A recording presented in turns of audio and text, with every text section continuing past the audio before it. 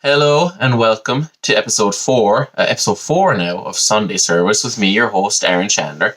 That means we have 4 weeks worth of episodes, which is a month, which means this is officially like a habit, I guess. It's something we're doing from now on. So there we go. We did it. We're on episode 4 and I still don't have the camera or the mic set up. And that's fine. That's actually fine. That's grand because, all right, listen, we have the technology, right? We have the technology. I have the microphone. I have the cord that needs to connect the microphone and the camera to the computer. I have both of those. I have the memory card. I have all of the resources necessary. The technology isn't a problem anymore, right? We're over that hump. But technology is not enough, as it turns out. We need more than technology. What we need is gumption, all right? What we need is technical know-how, a bit of savviness, knowledge, intimate knowledge of the workings of computers, and bravery, and blood, toil, sweat, and tears. And it's all of that stuff that I don't have. It turns out technology was not the biggest hurdle. So so I have all the stuff, right? And basically I was looking at YouTube videos on how to make all this work. And what I've discovered is it's not hard. It's kind of very straightforward, actually. But what I've discovered is if I get it wrong, then we're going to have to just flush an episode down the toilet, which I don't want to do because talking for an hour is kind of hard. So if we waste an episode, that's going to be fucked. We're swearing 1 minute in now. That's what we're doing. Look, the tone of the podcast is shifting today. All right. So basically, the thing I'm kind of concerned about is that I'm not going to be able to sync the audio properly. And not that I will fuck that up, but I don't really want to do that. That's a lot of effort.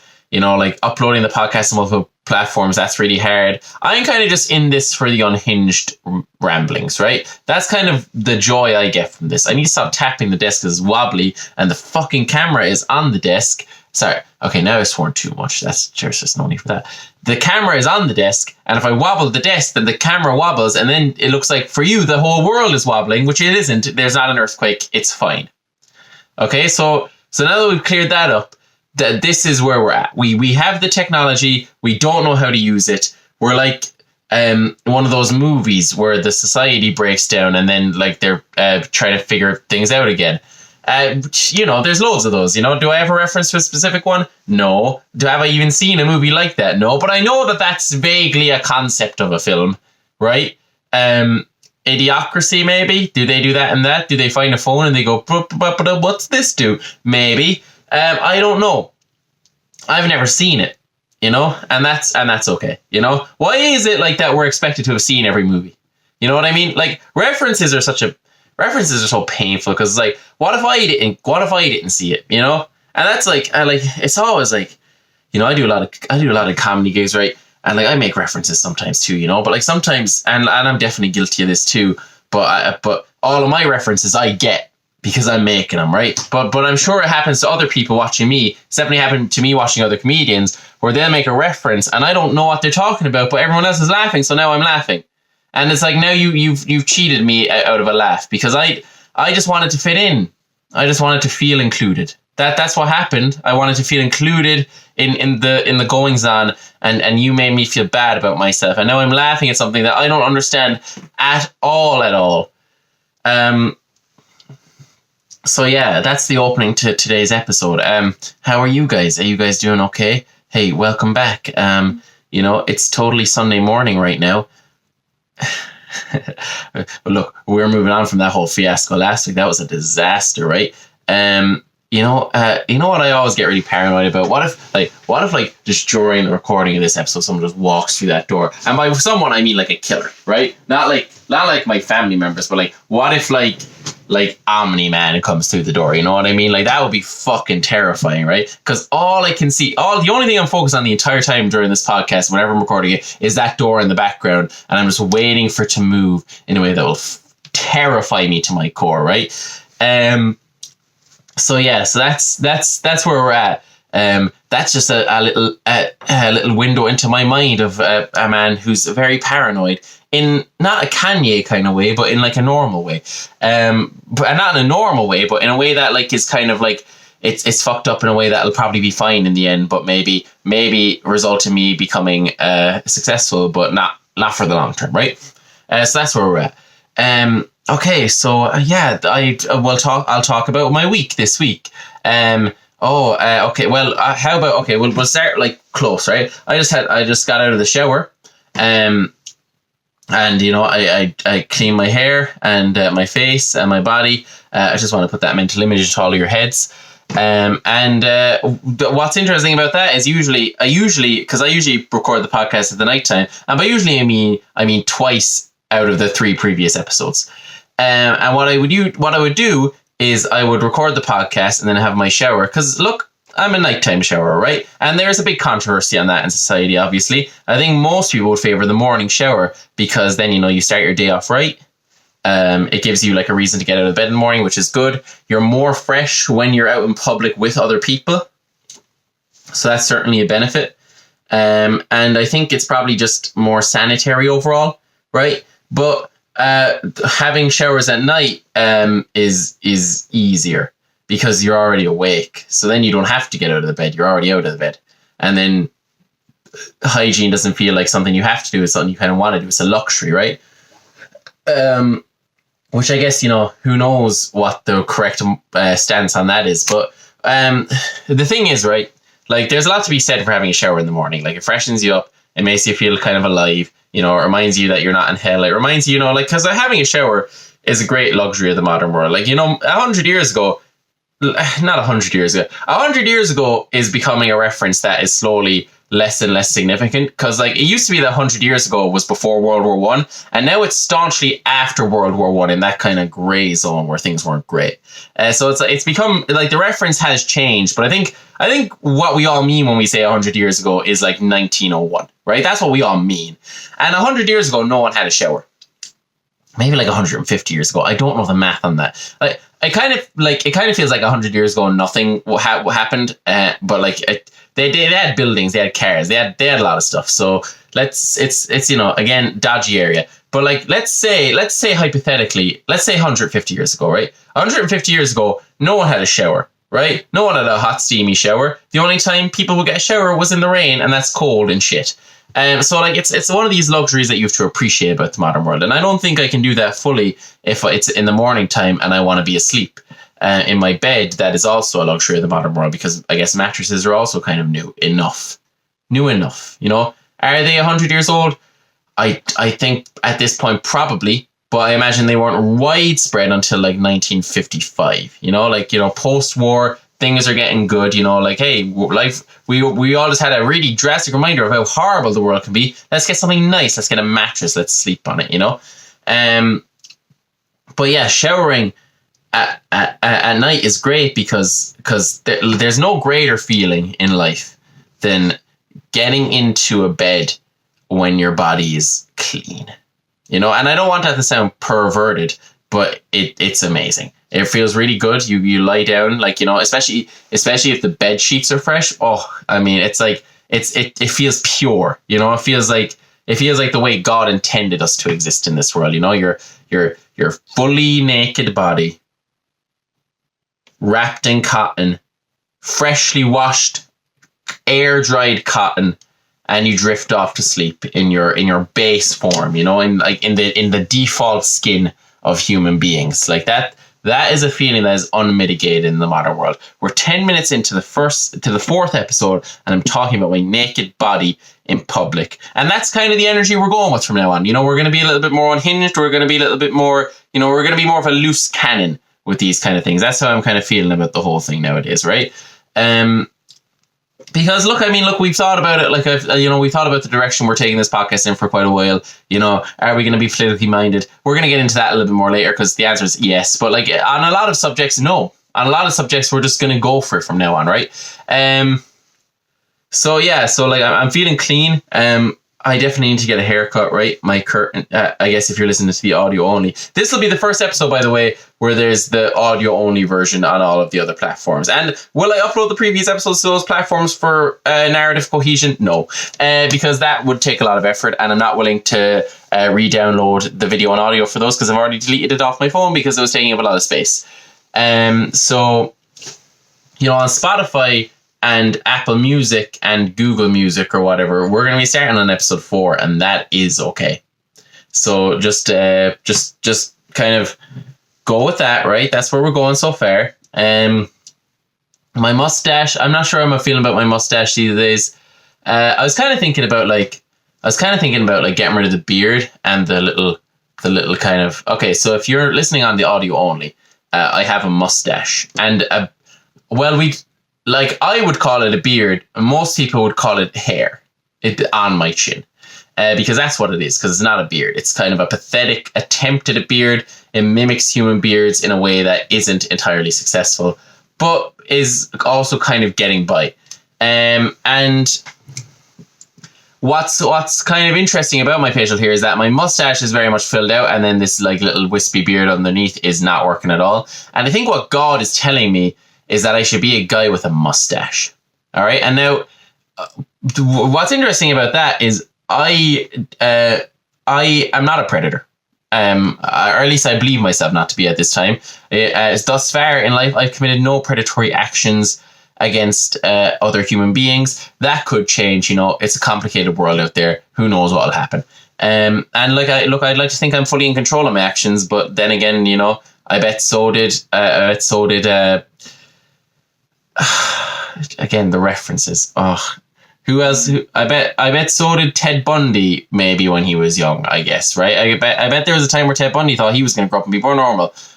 Probably not. Probably always was crazy. You know, like maybe evil is born, not made, right? Or maybe it's the other way around, probably more likely. Or maybe it's a bit of both, and sometimes it's one thing and sometimes it's the other, right? I don't know. Look, we're not getting into all of that, because those topics are too big for this podcast. This is supposed to be light and jovial. You're supposed to enjoy. It's supposed to be like a nice way to kind of start off your Sunday morning. Not too serious. A little bit of like religious influence, just to kind of keep you on the straight and narrow there, but nothing too crazy. But I think I want to have a mustache, you know, like Omni-Man, right? But the thing about that is I'm not strong or kind of handsome, or you know, a sort of god among men. Or maybe I am that third thing. Who knows? I think I want to feed more into my narcissistic personality disorder on this show as well. I think I want to put more of an emphasis on that being a part of my character that won't go away ever. Until I die, and then I'm forgotten forever. Oh, you see, that sucks. You see, that's why I can never be a true narcissist, because I'm too aware of that fact, you know, because I feel like a lot of narcissists, they kind of think that this whole thing is, you know, they're at the centerpiece of this whole cosmos thing. I feel like I'm painfully aware that will never be the case for any person. But yeah, so like I want to go with a mustache. I kind of think I'd look like Omni-Man, but in reality, I think I'd look like, you know, like a gay porn star from the 1980s. And that's not the look I want to go for. So I think maybe, because I wanted to get into the gym. That's something I've been trying to do for the past like year or two, is like start going to the gym and like start getting healthy. And now here's the thing about the gym, right? Here's like my struggle, which is the struggle I've always had with the gym is basically something along these lines. The gym, right? Going to the gym, what it does is like you start exercising and it makes you more energetic.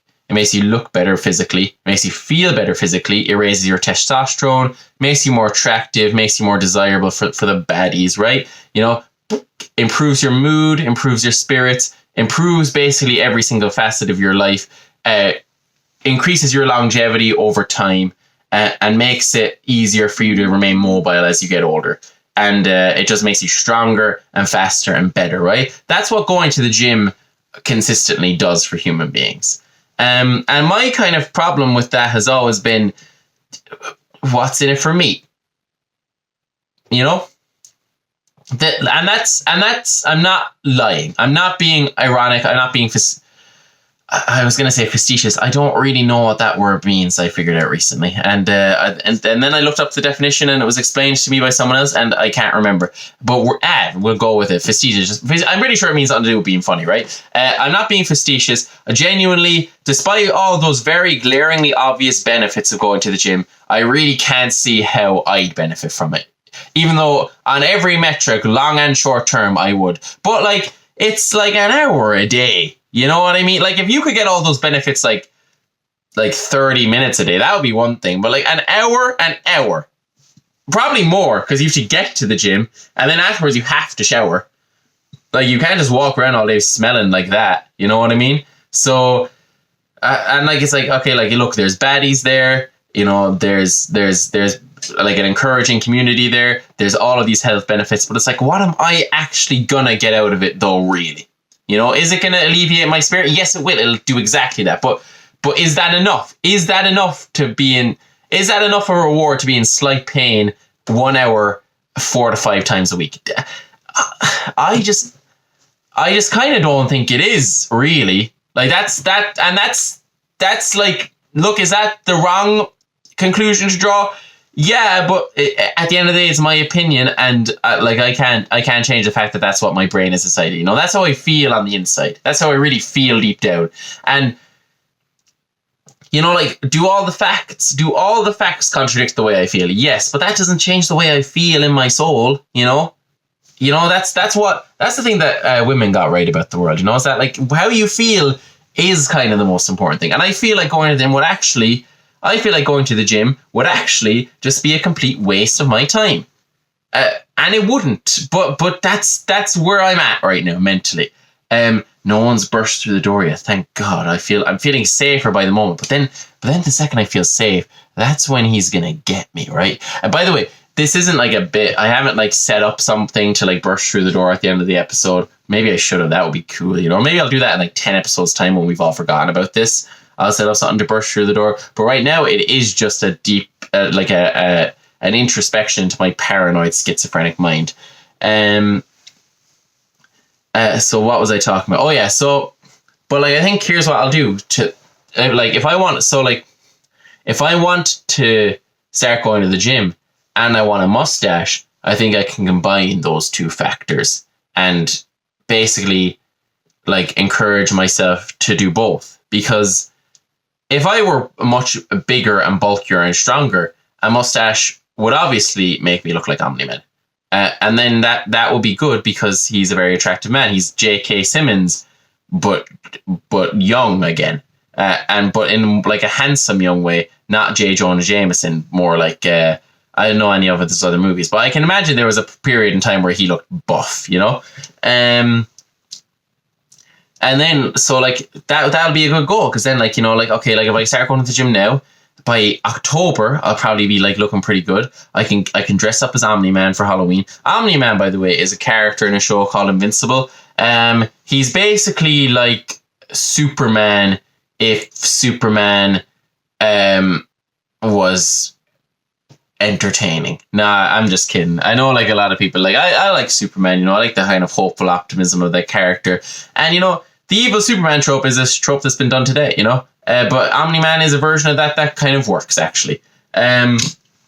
So basically like he's sent from an alien planet like Superman to Earth, but then actually he's sent there to conquer the planet, not to help him out. And you know, it makes a lot of sense. But then you see, so okay, look, we'll close the lid on this topic. I'm gonna get buff by October, buy a costume, shave this part of the face, get a normal haircut, maybe, probably not that part, and then get a mustache. It'll look super good, or maybe it won't. Maybe I'll look like a Predator, or maybe I'll look like Omni-Man. And one of those two things will be good. You know, I could either look like a Predator or a space Nazi.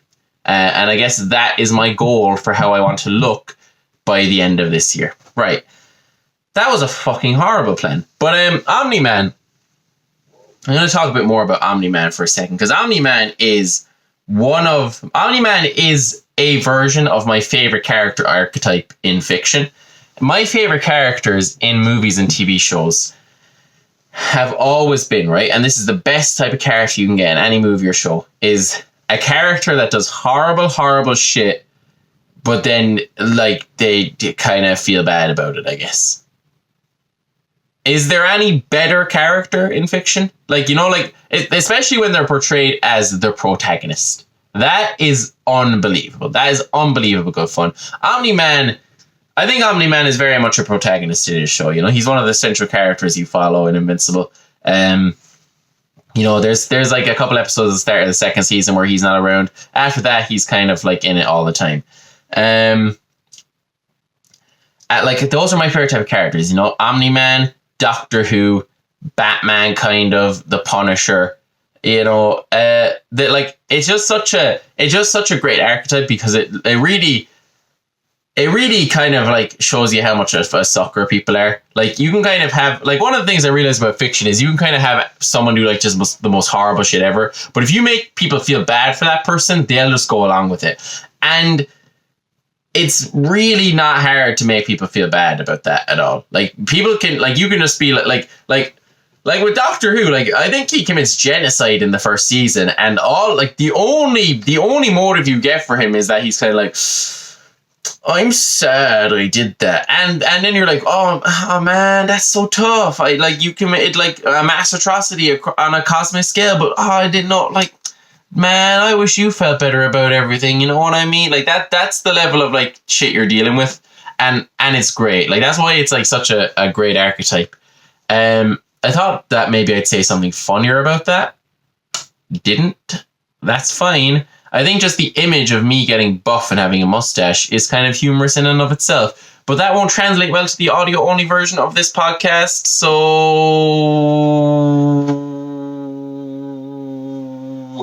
shit. Right? Fuck. Was there anything else I wanted to say about Invincible? Or Omni-Man? Not really. I don't know. Okay, so that was kind of a topic. I kind of thought we'd get more out of that. We're only 20 minutes into the episode. But that's... Look, I mean, we're coming in hot and heavy today. We're getting... Whoa. Not hot and heavy. I didn't mean that like sex, right? Yeah, I've had that. I meant like hot and heavy, like, like more like sweaty wrestling, but not gay wrestling, but normal wrestling kind of way, right? What else did I want to talk about, right? All right, 1 second. I'm gonna have a sip of water here because I think I came in with a lot of passion here at the start, but not a lot of substance, right? But like I think in the second half of this episode, or the second 2/3, we're gonna balance that out and we're gonna really start to cook here. Okay, let me get a drink of water. Okay, Mark. Oh, I know I just destroyed a city full of people, but I'm going through kind of a lot right now. That's Omni-Man. That's basically who he is. I kind of feel like I tuckered myself out like a child in the first 20 minutes of the episode. Like, like when a kid just starts talking about something and they have no idea where they're going with it. They have no idea what they're even trying to say, but they've realized you're listening and they're just trying to get words out there while they have the opportunity. That's what the first like 20 minutes of this episode felt like. And I felt like there was something of value in there, definitely. None of it will be cut. That's not what we're doing. We're finally going balls to the wall. Except for this part where maybe we're not. Okay, so yeah, that was the next thing I want to talk about. So like, did you guys like hear all the gossip about like Blake Lively and Justin Boyland? Baldoni, Justin Baldoni. Do you guys hear about that? That's crazy, right? So I want to talk about this, right? I want to talk about this celebrity gossip, but like, okay, we've established my feelings on gossip on past episodes of the show, right? So I think it was in episode 2. Yeah, we're doing a callback to a previous episode. I was saying how I just heard a weird noise there. Oh shit! Is that the murderer coming? Anyway, really genuinely believe there's a murderer coming. Oh no! What am I doing? I lost my train of thought completely. So like on a previous episode, I was discussing how I'm of the belief that, gossip is most interesting when it's with people that you know. Which is why reality TV shows kind of leave something to be desired if you have a life that's full of gossip, right? But celebrity gossip is different because I think we as people feel that we know them as people, these celebrities, even though we just obviously don't. Like but because they're in the public eye, we feel a certain kinship to them. We feel like we all kind of have an idea of who they are as people, right? Even though, again, not the case at all. But the Blake Lively, Justin Baldoni gossip is interesting because, well, all right. So like, let's get this out of the way, right? Look, I feel like you guys know me a little bit by now. If I was anywhere near famous, I'd be involved in a scandal like this. All right, and that's just the kind of the cold hard truth of the matter. I like the only thing preventing me from being in a scandal is the lack of fame, because I'm not a good person, right? Like I'm the kind of person who takes moral shortcuts. I take the easy way out on things.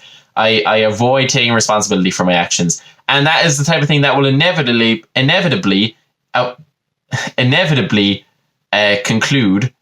Is that even the word I wanted to use there? No, but it's the only word that came to my head. That will inevitably result in me taking the easy way out, doing the wrong thing in a scenario that will garner public backlash. The only thing preventing that from happening right now is the fact that I'm not famous, right?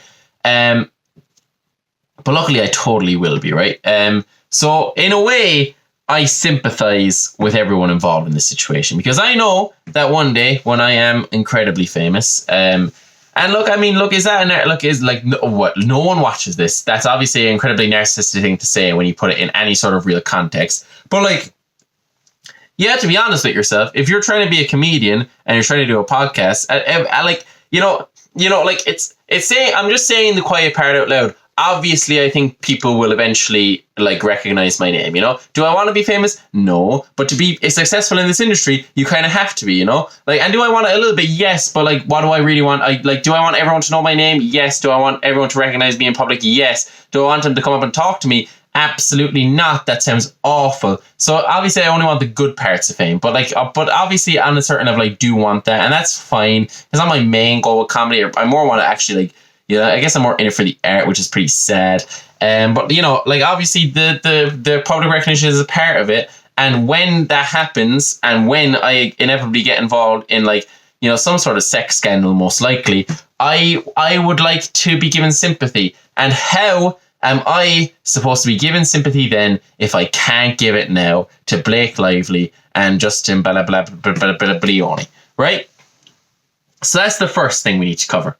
But this is very juicy, okay? And so one of the things, right, is that I don't want this podcast to be a podcast where I talk about celebrity gossip, because like that's kind of like a very malicious field to get into, because again, we don't know these people. We don't know anything about their lives. We're just doing all of this based on hearsay and rumors and, you know, a couple of screenshots and one very salacious voice note, right? That's what we're going with the Justin Baldoni, Blake Lively drama. For people who don't know the story of the Justin Baldoni, Blake Lively drama.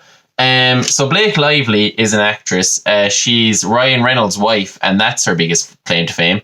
And she was in a movie called It Ends With Us, and it was with this guy, Justin Baldoni. He looks like Luigi Mangione. That's his greatest fame to claim. And they were in this really, really bad movie called It Ends With Us, right? And that's one of the first things that obsessed me about this whole case. Is the movie's really bad. So okay, let me give you a bit of an overview. So Blake Lively's husband, Ryan Reynolds' wife, you guys know what I'm trying to say, right? Ryan Reynolds' wife and Luigi Mangione are in this movie together, right? The movie is shit, not really relevant right now, but will be in a second, right? So they're both making this movie. Justin is directing and acting in it. Blake is just like, you know, the hot chick in it because it's a rom-com. I think they didn't even want it to be a rom-com. I think Blake Lively asked him to turn it into a rom-com, and that's part of this drama. It's really weird, right? And so basically on set, like there was a lot of arguing or whatever. I don't know. Don't really know like how like it started. But like long story short, the movie comes out. And then Blake Lively says that this Justin guy was sexually harassing her on set.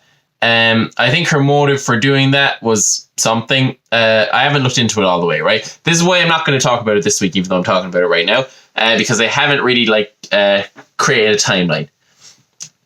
But basically, she accused him of sexual harassment. He came back with receipts, you know, like an absolute gentleman, showing why that wasn't the case. And then she got into a little bit of a temper tantrum, And then more evidence came out, and now it kind of seems like there was this weird, like, not affair, but like emotional, like, escapade between those two that was pretty, it's the type of thing that only happens in Hollywood, you know what I mean?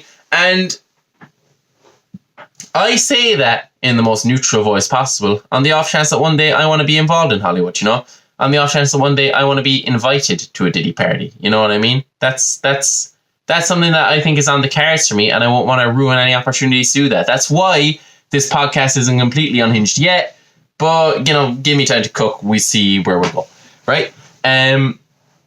So I really want to talk about this, right? I really want to, like, put together a timeline, but I don't want to, you see, I'm actually, like, thinking about the moral consequences of this. One, it's like, it's disparaging two people that I don't know at all. Three people, actually, because Ryan Reynolds, I really like him, and it kind of looks like he's getting absolutely cocked here. And, like, you know, I don't want to talk about him getting cocked if one day in the future, in like 10 years, I meet Ryan Reynolds and he's like, fucking, you want to, what? Hey man, you're really funny. Do you want to make a movie with me? And like, fucking, yeah, Ryan, that sounds great, man. And then he's like, well, too bad you told me I was a fucking, you said to people I was a fucking cock 10 years ago. And then I'm like, oh, right, I didn't mean it, you know? So I don't want to get myself into that kind of situation, right? But also, I feel like talking about juicy gossip like this, that's where all the lucrative business opportunities are, right?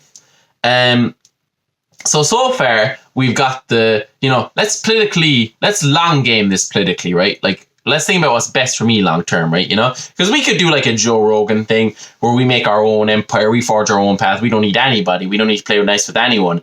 And we just like do it our own way.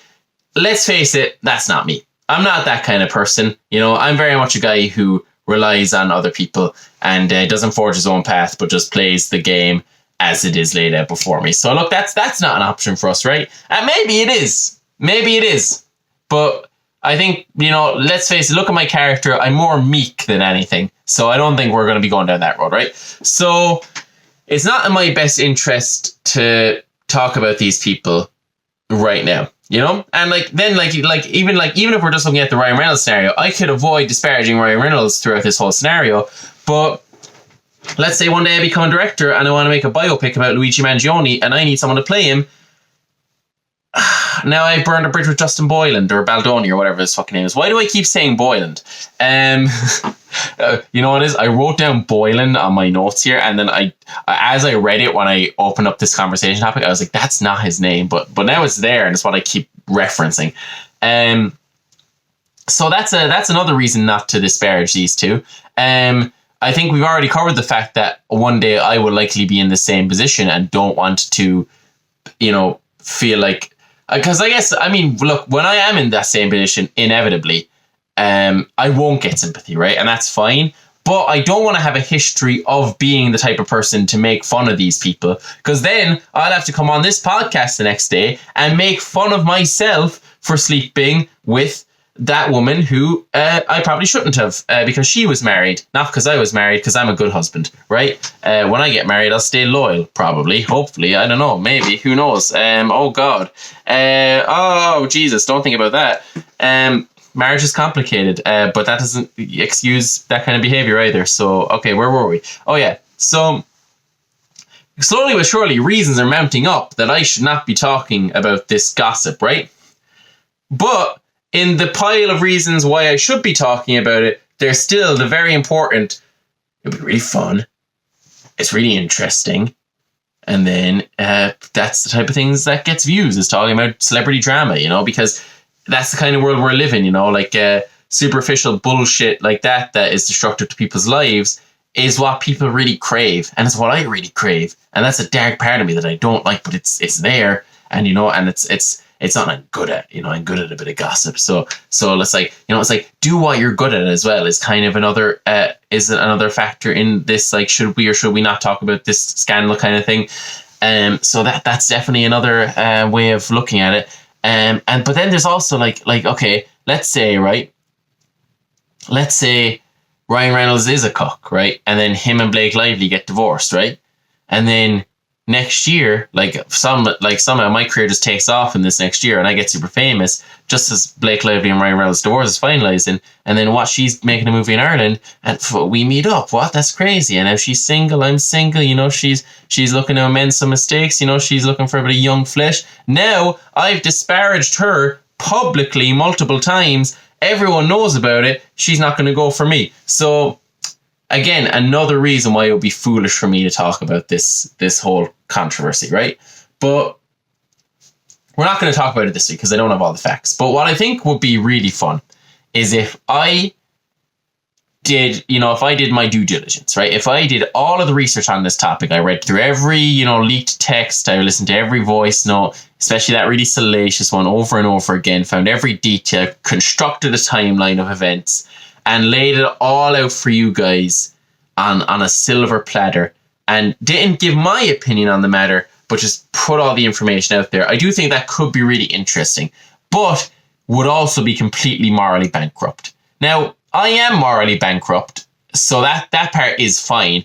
But what I'm more worried about than anything is it won't serve my long-term narcissistic self-interest, right? And then that's unacceptable. If it destroys Blake Lively's life, that's grand. If it destroys Justin Balabalinga's life, that's fine too. Is it kind of racially insensitive for me to be getting his last name wrong? All right, we'll just stick with Baldoni or Boylan. To be fair, Boylan was a genuine mistake, so maybe we'll stick with Boylan. Would it destroy Justin Baldoni? Would it wreak further havoc, rather? Not destroy. I'm not the one who's going to be, the bomb's already gone off. I'm just like sifting through the rubble. You know what I mean? But in a way that's kind of like equivalent to grave robbing, where it's kind of mean and nasty, right? Does this just what's the word? Revel in the destruction of people's personal lives? Yes. And that's awful, but it would also affect me badly, which is worse, right? Which is way worse, which is what we really want to avoid at all costs. So I think probably it's a bad idea for me to become a gossip-focused podcast, but I really want to do that as well a little bit. And then what we could do is do one trial run where I do an episode where I just talk about this specific controversy in great detail, but then I'll become addicted, right? So what we're going to do is we're going to stay away from it. But then again, there is also that tertiary path of, just doing my own thing, forging my own way. But I guess if I did that, I'd want to have it be based in some kind of moral, hierarchy or something. So I guess just chatting absolute mad shit about people. TMZ's kind of already done that. They've forged their own way of doing that. So it would also be very derivative. It'll be just copying things that have already been done before. So that's not really the way to do it. So look, there's a lot to think about there, right? But the thing I really wanted to focus in on with this whole controversy, with this whole one is I feel pretty bad for Ryan Reynolds, because man, that guy's a good guy. Well, not a good guy. I mean, he's a talented guy. I don't know anything about his moral character. He could have killed people for all I care. For all I know and care. He could have been at Diddy parties and probably was. And maybe one day I'll be invited to those and will probably definitely go if they're still about. But the main thing I want to focus in on this controversy is that the movie's shit. The movie that these two actors were working on together that, started this whole drama, it's a shit movie. It's really bad. And, now Justin directed this movie, so now I am kind of just directly insulting him. But I feel like he knows that, based on how much of a mess the behind the scenes seem to have been, I think he knows it's shit. It's called It Ends With Us, right? And I watched it, and it's not good. It's a mess of a movie, and it's quite boring. And I'm a guy, I love a rom-com, I Love Actually, sign me up, The Notebook, I'm there all day. I love a good, juicy, just sappy rom-com. But this is a piece of fucking dog shit. And that makes me really sad about the modern film industry, because it used to be these movies where there was all this drama and controversy on set. Those were the fucking best movies ever, right? Like Dirty Dancing, Patrick Swayze And what's the name of the actress from Dirty Dancing? We're gonna look that up. Dirty Dancing. Wow, in the era before porn was easily accessible, that shit must have been fucking amazing, right? What's her name? Dirty Dancing. It's romantic drama.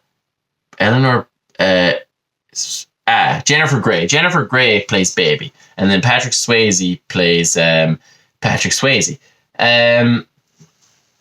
I'm pretty sure his character is just him, right? They they hated each other. Those two actors, like beyond despise one another, and for some reason, like the tension, like the animosity tension between them comes through as just like sexual tension in the movie, and the movie's incredible. Like Dirty Dancing is one of the best movies ever. Like it's one of these movies that like you're as a man you're kind of a little bit like pretending you don't like it. Like that's how good it is. It's like you as a man you have to pretend that you're not getting excited. Like when he does the the little half step there, like not running but like walking towards the stage with the crowd behind him, and she's getting all flustered. Like you have to pretend that that's not like the greatest moment in human history. You like that's how good the movie is. As a man, you have to step back and be like, nah, I prefer John Wick. You know what I mean? Like that's the type of movie Dirty Dancing is, right? It's just like a nice little story told like very well. And then like the sexual tension is just on point. Like for a romantic movie, which it ends with us is trying to be. Like they just do everything so much better, and these two actors just despise one another. And like it's an interesting thing about modern movies is like back in the day, if the actors hated each other, that meant the movie would be great. And I guess that's because back in the day they didn't know how to make movies, right? So like back in the day you'd have two actors and their characters were supposed to hate each other, and then like the actors would be there, would be like, hey, yeah, but we like each other, and then the director would be like, right, let's like show just unfair preferential treatment to one of these guys so that they develop just a real like despicable animosity towards one another, and then they'll really hate each other, and then it'll look like they hate each other in the movie, right? But like I guess in modern movies they're just like, hey, we pretend to hate each other, and then that works a lot better actually, because then it still looks like they hate each other, but it still looks like they hate each other, right? But I just realized everything I said about no, I didn't just realize this. I was aware of this while I was saying it, but like everything I said about the Blake Lively Justin Boylan thing before now, it makes me seem like a fucking crazy person. I was joking, but also I wasn't. And I think overall everyone kind of knows that, right? That was kind of like the kind of page we were all on. Like maybe there was like one or two people who were like, oh, he definitely means that fully. Like I meant it like a little bit, but like also like I was exaggerating it for comedic effect, but also like some of my real feelings definitely seep through about my narcissism. So I just wanted to clarify that before we moved on to this next part, because I realized that this next thing I want to get out is only mildly amusing. So I'm just padding it, and I'm padding the runtime a little bit because I only got two more topics after this, and one of them I'm going to blow through in like seconds, right?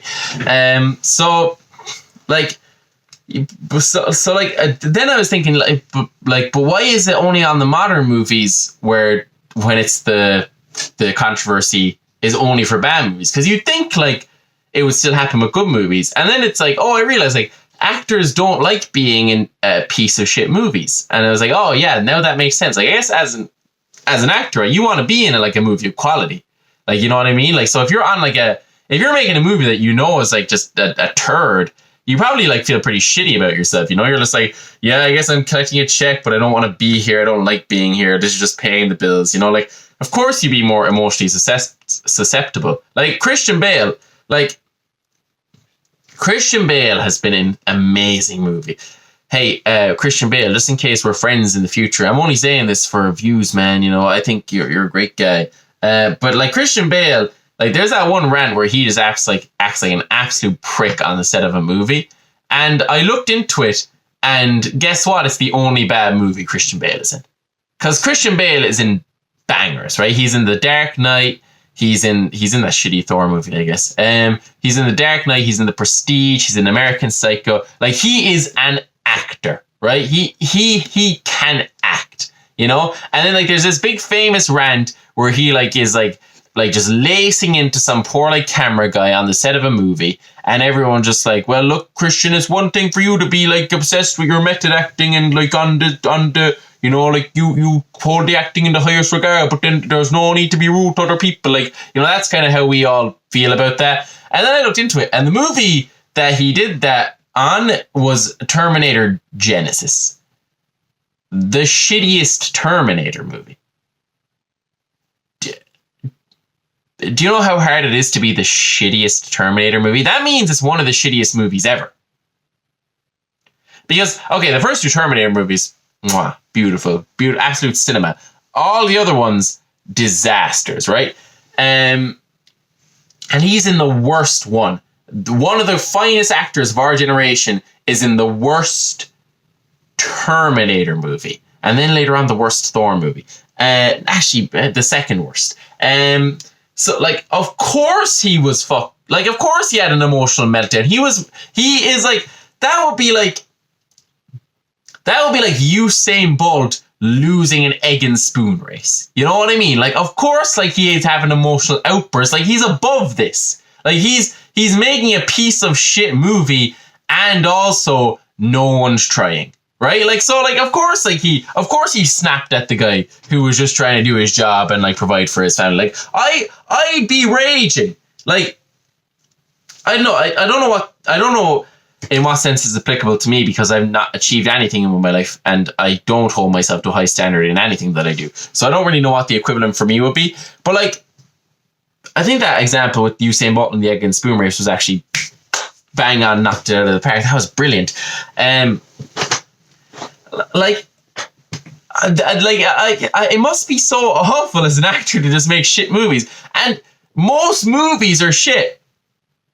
Like, most of the movies that come out are bad movies, right? Like, you only go to the cinema like once every 3 months. There's movies coming out every week. They're just not worth seeing. You know what I mean? So most movies are just, you know, like, I mean, and I guess, you know, like, you know, the more popular movies aren't always necessarily the best ones, you know, like fucking Captain America 4 came out this week. Like, that's making a shit load of money. I feel like it's bad. We'll get into that. That's my next topic. But basically, like, all in all, what I wanted to get at was this whole Blake Lively, Justin Baldoni thing, which I might talk about next week. I really want to talk about The Voice. No, he left her, because that shit is hilarious. I can't really allude to it now. Maybe I'll have to just look it up and play it on the podcast, because it's going around. Oh, but no, like, the moral consequences. I actually do feel like it is really rude to, like, just air out these people's laundry. Not even for, like, political long-term Machiavellian reasons, which are definitely in play, but also there is a part of me, you know, in the deep, icy soul that is my heart, that is kind of like, oh, but, like, you know, I don't know them, and it is actually kind of private, and I guess they are putting it out in public, but also, you know, it's rude to kind of talk about it behind their backs, even though I don't know them, you know, like, that is certainly a factor here. I'll put the link to it in the description.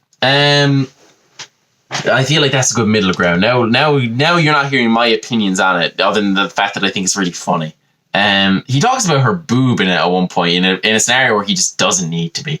And I don't think it's sexual harassment, because I think she was loving it.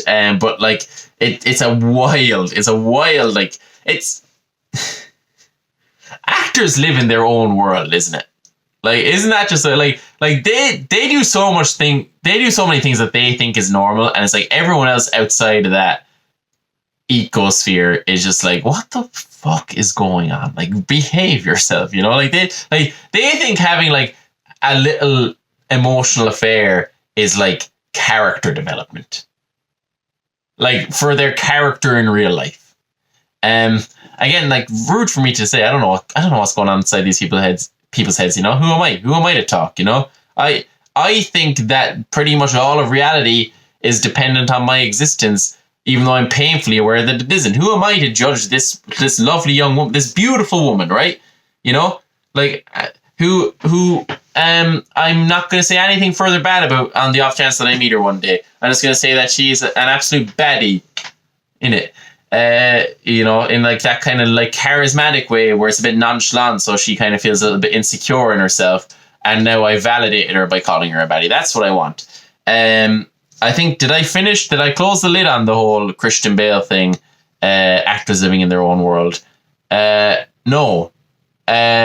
Oh, yeah, basically, like, being an actor must be fairly it must be torture, really. Like, you just have to make bad movies all the time and hope you get a good one. Like, I'd be raging too.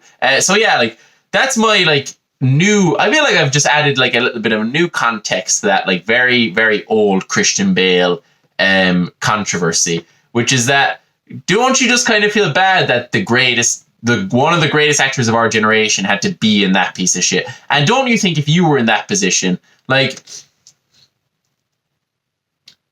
it's really hard to come up with an example for a normal person because, like, I don't exemplify at anything. Like, I'm trying to come up with something better than the Usain Bolt one, right? Okay, give me a second here, right? I'm cooking up something in my brain. It's hard to think and talk at the same time, so we're getting there, where the pot is stirring. It's really not. I'm actually more focused on saying the words to fill the time than I am at thinking of the metaphor. Imagine if, right? Here we go. Imagine if Michael Jordan, right? Imagine if Michael Jordan. Here we go. This is the exact same as the Usain Bolt metaphor. But, like, imagine if Michael Jordan had to play in your school's basketball league and he was losing.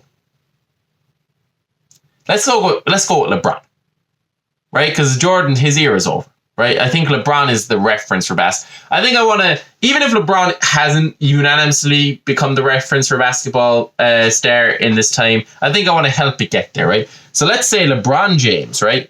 LeBron James, the greatest player in the NBA right now, he joined my school basketball league when I was in secondary school, right? An insult to the greatest basketball player of this generation, right? I'm not going to get into all-time kind of business here, but right now, the greatest, right? He gets not God, right? The head of the NBA, like, I feel like bringing God into it is a bit fucked. Like, his agent, right? He's the head of the NBA not as a punishment. Like, his agent is just like, hey, this season of basketball, has ended. We need you to play basketball so you're still good at basketball when the new season starts. You're going to be playing in this school league in a secondary school in Ireland. I recognise that I'm kind of flogging a dead horse here and overcomplicating the metaphor. Just bear with me for a second because we're getting kind of close to filling up the time of the podcast, so I kind of want to close it down on this and then do my last topics really quickly. So you're LeBron, right? I'm gonna start again. You're LeBron, right? You've just won your third ring or whatever. I don't know how the NBA rules work exactly, to be honest. Like, you've won the championship, you won the NBA championship, and then your agent comes to you. He's like, hey, you need to play basketball in the off season. It's just part of your contract. Is what we need to do, right? Like, in order for you to make a living, you just have to play basketball. And he's like, right, well, there's no league where I'm playing. He's like, well, we found this league in a school. And he's like, okay, in Ireland. And he's like, oh, like a college? And he's like, no, like a secondary school. And then you're just like, oh, but I don't want to do that. Like, doing that would be an insult to me. And then your agent's like, oh, well, it's either that or you don't make any money because your job is to play basketball. So what are you saying you're going to take 3 months off? And then you go, okay, like, fine, I'll go play basketball in this school in Ireland with all these small white people, right? And then you get there, and every day there, you feel like you're betraying yourself. You feel like you're betraying your passion. You're insulting the sport you love by participating in this absolute fucking disaster, right? That's what's happening. That's what's happening on the set of Terminator Genisys. He's participating in an absolute disaster every single day, and it's not getting any better. He knows that he's betraying his values. He's betraying his code. He's betraying everything that he respects about himself, but he's still playing basketball as hard as he can. He's still trying his best. He's still fucking, he's still fucking scoring 3-pointers. He's still dunking. You're still dunking. It's you, not him. It's you embody yourself in this scenario. That's what we're trying to get at here, right? I think. I don't know how this is going to end because I'm saying it now, and I haven't thought this through. You know, and then one day you play a game, you rock up with these young white kids, right? And they just start cooking you, right? And they start clowning on you. They start making a fool of you on the court. You're missing shots, right? And then one of them has the I'm losing track of the metaphor. No, we can land this plane. We can land this plane. We can do it, guys. We can lock in on this LeBron thing, right? All right, we're gonna have to deviate slightly from the actual narrative of what happened and kind of like, it's fine. So these guys start dunking on you. They're 5'11". They're just cooking you in basketball, and then one of them.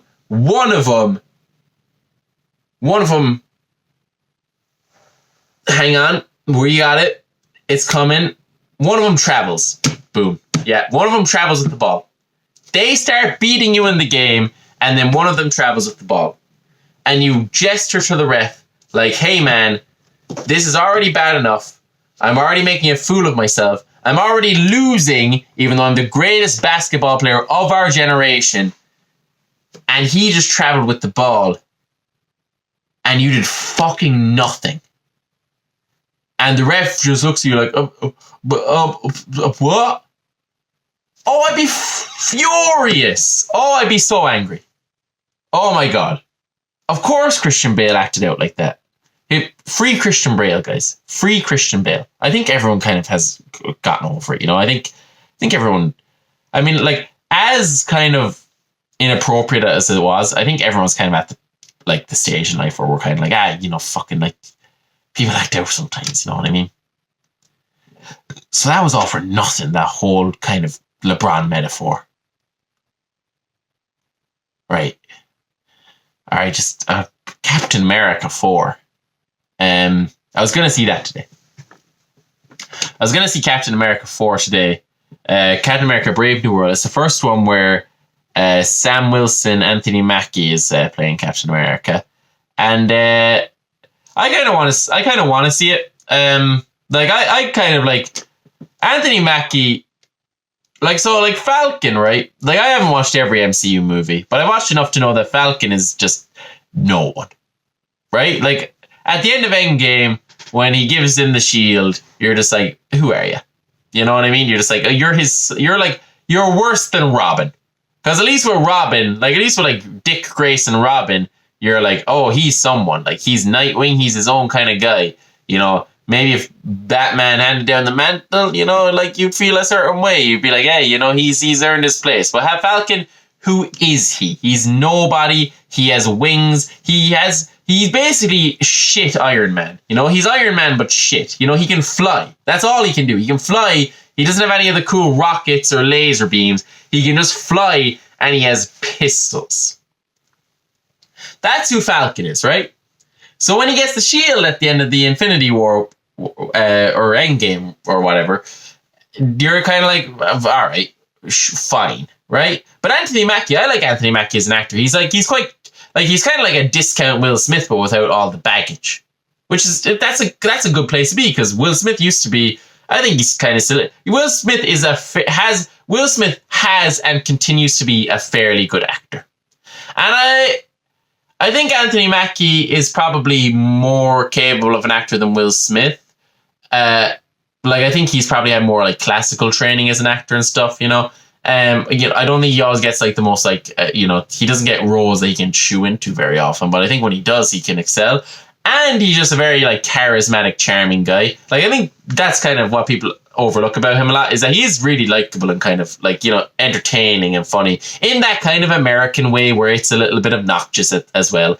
But also with like, he's turned down the dial on the obnoxious. You know, he has that silly, boisterous American style of humor, and the obnoxious part of it has been toned down quite a bit. So he's a likable guy. So he's the type of guy I'd like to see star in a movie, even if the character he's playing is the most bland, two-dimensional, follow the leader type of character ever, and now he's kind of playing the leading man.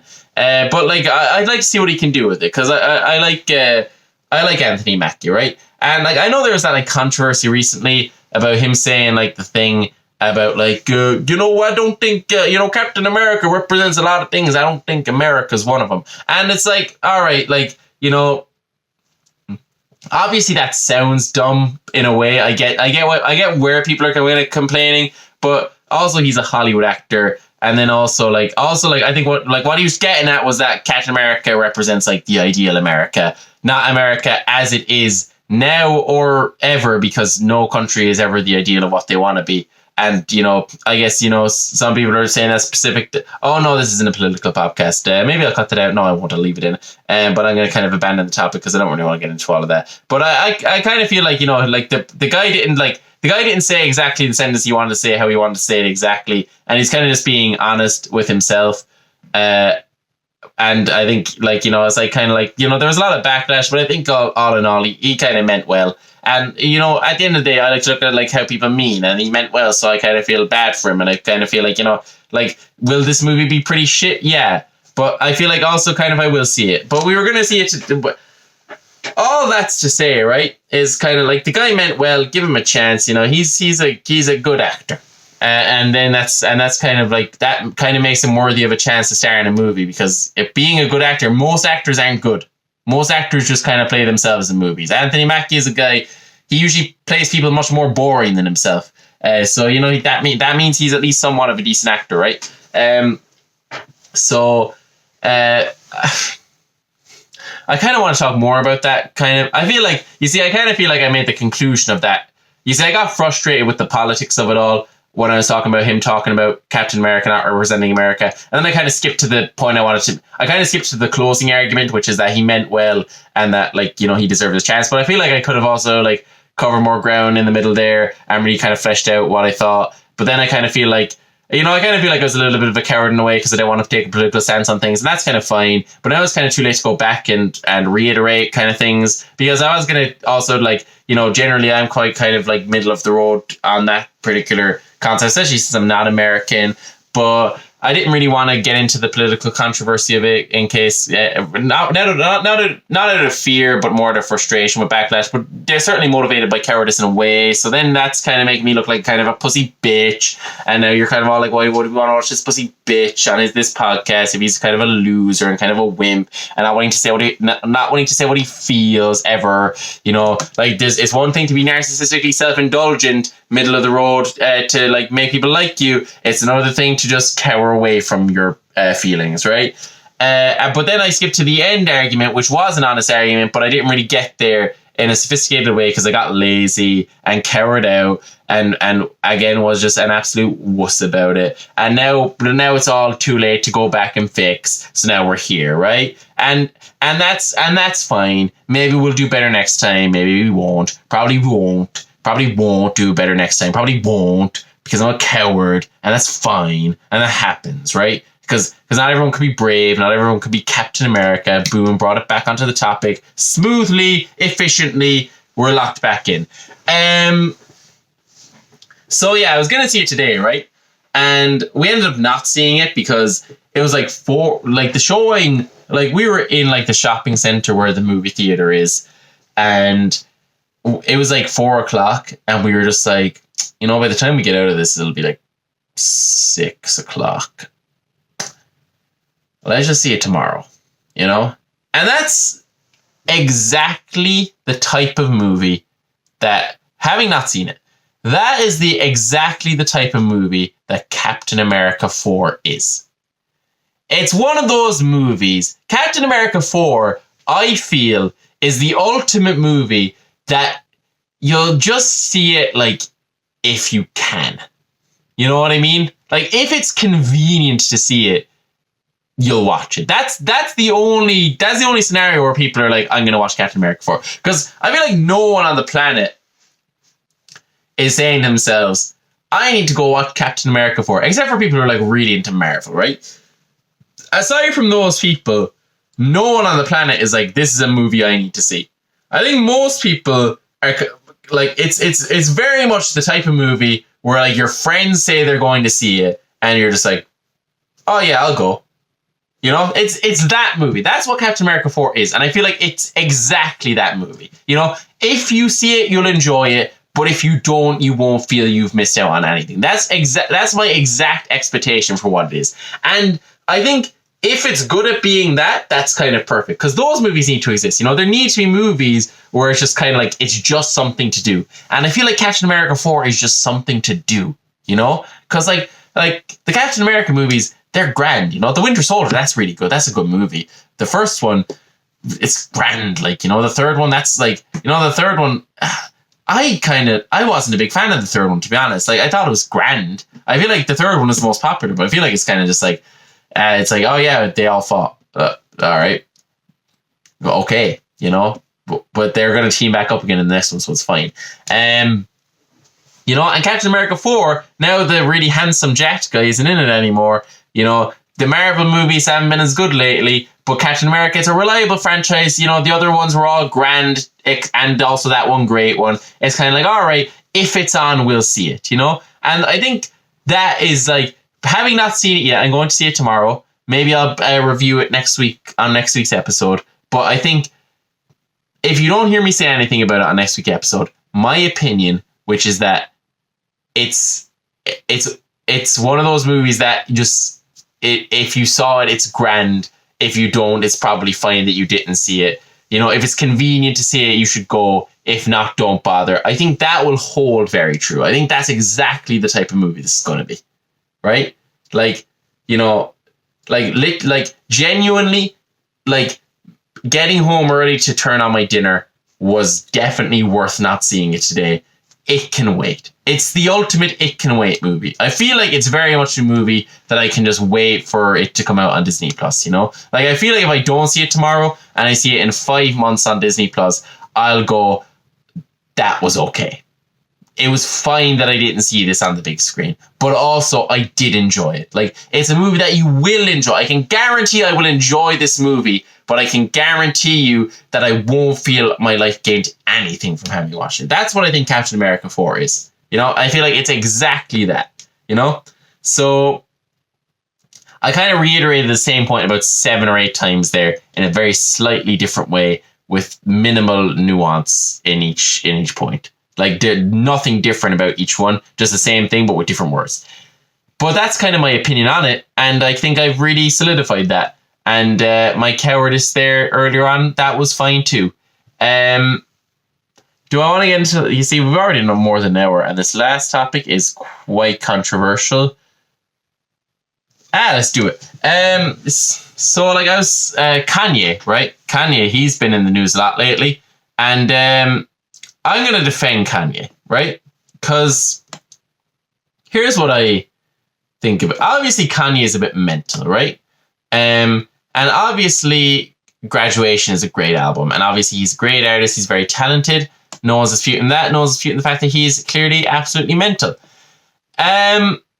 People have criticized... Now, look, he said a bunch of horrible shit on X.com, formerly Twitter. The website formerly known as Twitter.com. He said a bunch of absolutely heinous shit on there. Very, like, anti-Semitic things. And, okay, look, you can criticize the things he said for being horrible. But when people criticize the things he said for being anti-Semitic, they are, obviously. But what I feel like people don't get about anti-Semitism is anyone could probably end up being an anti-Semite. Like, I was just thinking about this the other day, right? Like, Kanye has said all these, like, horrible things. I bet, like, that's just in his algorithm, you know what I mean? Like, I was thinking about it recently, like, I feel like if I read conspiracy theories about Jewish people, I'd believe them without hesitation, you know what I mean? Like, and that's not because I think any of them are true. I think they're all probably complete bullshit. But, like, I think if you go into anything with any sort of open mind, you'll just believe it completely. And this is what I really want to get at here, is I don't think critical thinking is real. Like, I think there's 2 ways, like, you can go into a topic, right? You can go into a topic and just go, okay, I'm going to believe all the information I'm exposed to in the next 10 minutes. Or you can go into it and go, okay, I'm not going to believe any of the information I'm going to be exposed to in the next 10 minutes. And both of those are incorrect. right? And like the way like you're supposed to think about things is you're supposed to like go like, oh well, let me like look at the facts and like research everything. And like, you know, well, they said this thing about these people and they said this thing about these people. Let me like defer which one is true and like divulge the information. And well, I guess I'll have to do more research because it's actually a more complex topic than we could have ever imagined. No one's like that. And if you are like that, you're a fucking loser. Do you understand? Like, you're a loser if you actually think critically about things. If you actually like are exposed to a topic and you actually go, oh, let me really research this and criticize what I learn and like investigate it. Look, that's great. That's nice. It's great that you did that. But who are you going to share that information that you've learned with, given the fact that you have no friends? Right? Because no one wants to hear from you because you're a loser. Because you're sad, because doing that is pathetic. It's a waste of time. There's shit to get done in life. What you do, what any sane person does when they hear information, they decide what you have to do. And this is wrong, but it's definitely the best way to go about life. Is when you're about to be exposed to new information, you have to decide either in the instant you're exposed to it or right beforehand whether or not you decide is true. All right? And you have to just stick by that, right? So like I had some, so like you have to decide right away, am I going to be open-minded or am I going to be closed-minded about this topic? If I'm open-minded, that means I'm immediately going to agree with everything. And if I'm closed-minded, I'm going to immediately disagree with everything, right? The first time like anti-Semitic propaganda came up in my algorithm, I had already decided in my head that none of it was true. I have no idea if any of it is true. It could all be completely true. But because I decided that I was going to be closed-minded about it, now it's all just delusional, like QAnon bullshit to me, right? Kanye is a better man than me. Kanye goes into the world with an open mind. You know, he goes into the world thinking, hey, maybe I'll learn something. You know, hey, maybe I can see a different take on the world. You know, and that would be great if the first thing he was exposed to was like, you know, a nice view of multiculturalism. That would be fantastic. But instead, poor Kanye, our poor boy, our poor genius, brilliant, troubled artist, the first thing this poor man saw when he went onto the internet for the first time was just horrible things about Jewish people. And then he goes, oh my God, is that all true? And then he thought, oh my God, it is, because they just said it. And that could happen to anyone. Because everyone thinks in one of those two ways. Everyone either thinks, I'm going to disagree with the thing I'm about to hear, or I'm going to agree with it. And that's sort of based largely on where you were born and when. All right? And poor Kanye happened to be born in a place, well, I don't know where he was born exactly, but he lives in LA. He lives in LA. I don't know why that is important. I felt like I was about to make a point there. Basically, Kanye's great crime is that he was open-minded at the wrong moment, right? Like, I was open-minded, like when I was young, I was open-minded about like, you know, like the LGBT community, right? And then like, you know, I came to become very accepting of that, you know, but I've never like looked into anything. Like, I've never, like, you know, like looked into, like, science, you know? Like, I don't even know if there is science about gay people, right? I just realized how horrible... Oh, okay, so you see, this metaphor is obviously just a very bad comparison. We're going to abandon that very quickly, right? Because, oh, look, I didn't realize, okay, you guys have to understand, right? I didn't realize what I was saying until I'd already said it, right? And then I realized, oh, this isn't the way to go about this at all, right? Because now I'm going to get myself into a heap of trouble, right? But I think before I said that last horrible thing at the end there, which, Do I apologize for it? No, you know, I was working shit out, you know. But like, do I recognize that it was gonna go in an awful off the rails direction? Yes, also. But look, I reined it back in before we got there, right? I was just trying shit. Hey, I was just trying shit out. I was just trying out ideas. Sue me. Or don't. Actually, don't sue me. That would be horrible. Hey, just forgive me. Hey, yeah, forgiveness. There we go. Hey, we live in a world of forgiveness. I felt like the thing I was cooking up there beforehand, where I was defending, where I was coming up.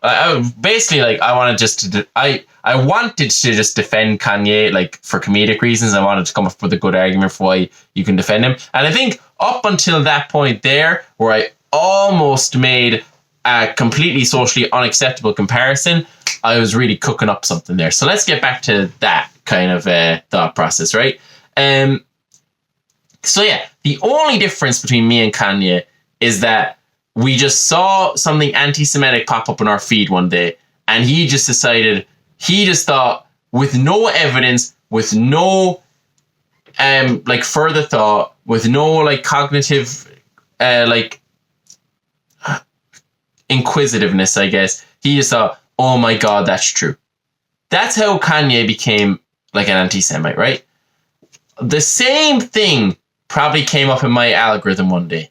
And with no evidence, with no investigation, with no critical thinking, I just went, that's obviously bullshit, right? And for some reason now, I am considered a better person than Kanye, even though both of us had just thought about the world in a completely wrong way, right? And what I'd like to say on that topic, like, the thing I'd like to say, like, to conclude that is, sucks to be him.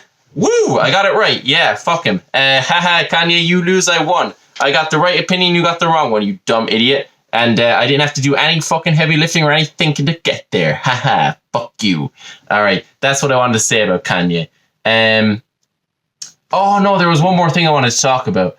Because we had to get into the Bible quote at the end there, and I kind of had one kind of pre-planned with one of my topics from earlier. So we're going to loop back around to one of the older topics. So yeah, like I was saying about like how I didn't want to talk about like Blake Lively and Justin Baldoni, because, one of the reasons is because maybe I'll be involved in the Hollywood circle one day, maybe one day like I'll meet Sabrina Carpenter, you know what I mean? And maybe she'll dance on me like how she did at Pedro Pascal on Saturday Night Live. And maybe I'll be kind of like, weirdly distant with her about it. And then that'll give her a certain level of intrigue into me. And then, I know she likes Irish guys because of that Barry Keoghan thing. And then maybe, she'll be like, oh, you didn't pay attention to me like most men normally do. And I'll be like, I don't need to be doing that. And then she'll be all over me. And then eventually, yes, I will have, well,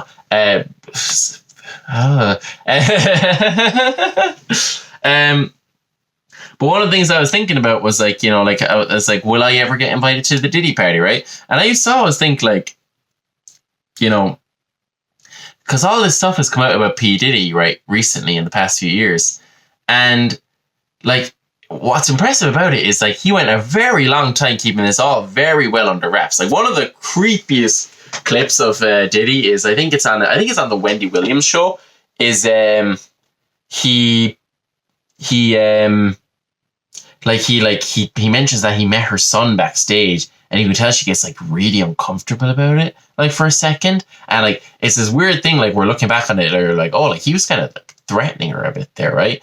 And like one of the things, like because he's always been so careful and so like efficient with his whole like depravities, I wonder if like during like the R. Kelly scandal, like way back in the day when it came out that he was like pissing on these like 15-year-old girls, I wonder if like during that P. Diddy was like fucking amateur.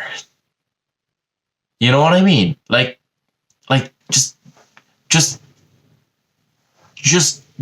just have a system in place. P. Diddy had a system in place and it worked for him for years, R. Kelly, this fucking idiot. Like R. Kelly, or P. Diddy must look at R. Kelly the way like a serial killer looks at someone who like just murdered a guy.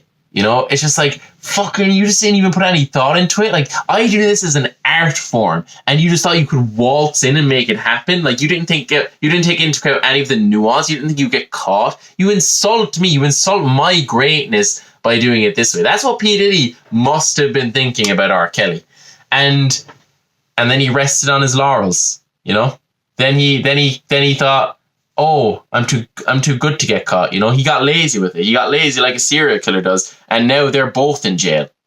So I guess the moral of the story is don't rest on your laurels. And there's a funny point there. It would have been funnier if I said it all in the context of the stuff that I was saying earlier, but that's basically fine. I got really rattled when I almost said the thing about how that would have definitely just been the most controversial clip ever from this podcast in 10 years. And I did kind of say it, and that's fine. And then, but I think the kind of, I think actually maybe that could be a good bit, the P. Diddy R. Kelly thing. I think maybe not saying it correctly the way I wanted to here on the podcast will actually mean that I get to say it in a really funny way on stage one day. So maybe actually it was a blessing in disguise, or maybe it wasn't. Let's look up a Bible quote about resting on your laurels, because R. Kelly was lazy and decadent. I feel like P. Diddy was insulted a little bit by the way R. Kelly went about things, and I feel like he's embarrassed to be associated with him in the world of music. You know what I mean? So, all right.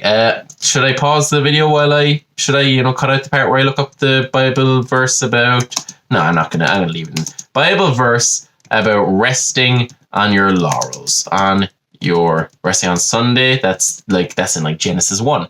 Resting on your laurels.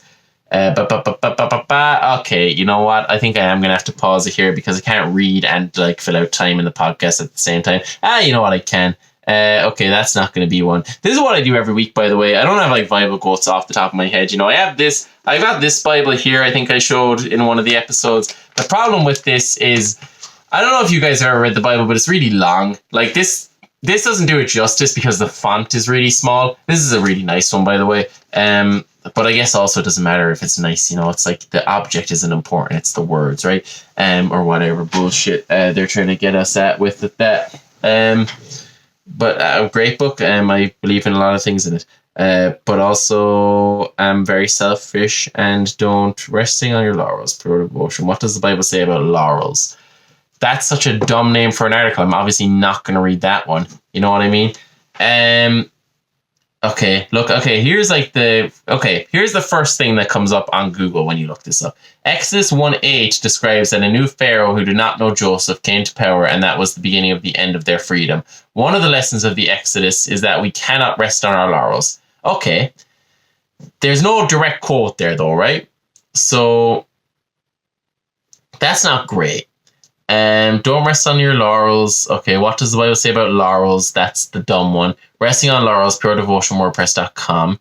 Here we go. I bet this will come up with a quote that is applicable to this. This is how I do it every week, by the way. It's just me looking at websites, trying to find something vaguely, there was one week where I kind of had something in mind, and then I just had to find the quote. I typed in the vague quote, and then it came up the actual part it's from. Okay, nope, that's not really gonna. Let's just go through this process together. Let's make this the longest episode so far. In defense of resting on your laurels. Okay, don't rest on your laurels. All right, look, basically, the battery's about to die. So basically, this is all right. We're gonna break the trend. Basically, the Exodus story is about not resting on your laurels, apparently. All right, and that is the lesson that P. Diddy taught us when he looked down upon R. Kelly as a lesser predator, an inefficient one. It's a lesson Kanye taught us when he, I guess you got to give it to Kanye. He's a man who does not rest on his laurels. He really, he'll really do something great and then really just take a chance again. And that I think we kind of got to admire that. So I think the point of this episode is that Kanye is worth our admiration, but P. Diddy isn't. And I think you could argue with either one of those statements, but not both. So I think what I'm going to do is, if anyone criticizes this episode, I'm going to say, what, so you agree with Kanye? And if they criticize it another way, I'm going to be like, oh, what, so you agree with P. Diddy? And I think that in kind of that way, I won again. Just like I had a victory over Kanye, and just unlike P. Diddy and R. Kelly, I'm one step ahead. See you next week. Not a predator, by the way. That I wasn't going to end on that really creepy thing. That would be horrible.